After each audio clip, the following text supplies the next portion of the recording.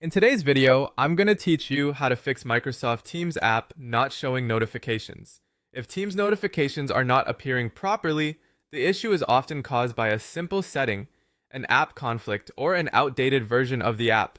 In this walkthrough, we'll go through the troubleshooting process carefully so you can get Teams working normally again.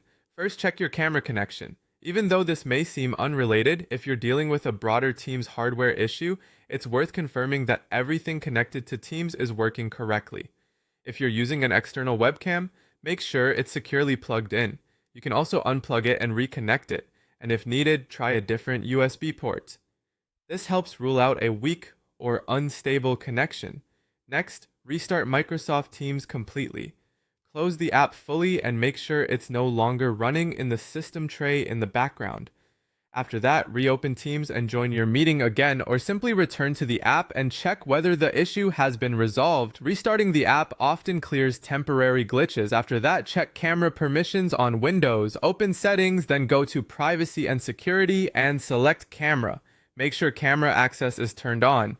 Also enable the option that allows desktop apps to access your camera and confirm that Microsoft Teams is allowed to use it. Permissions are essential, because even if your hardware works, Teams cannot use it without system access. Now select the correct camera in Teams, open Microsoft Teams, click the three-dot menu for Settings and More, then choose Settings and go to Devices. Under Camera, select the correct webcam from the list. Once selected, check whether the camera preview appears. If it does, that's a strong sign the device is being detected properly. You should also close other apps that might be using the camera. Programs like Zoom, Skype, OBS Studio, Discord, or even a browser tab can take control of the webcam and block Teams from accessing it. Close those apps, then restart Teams and test again.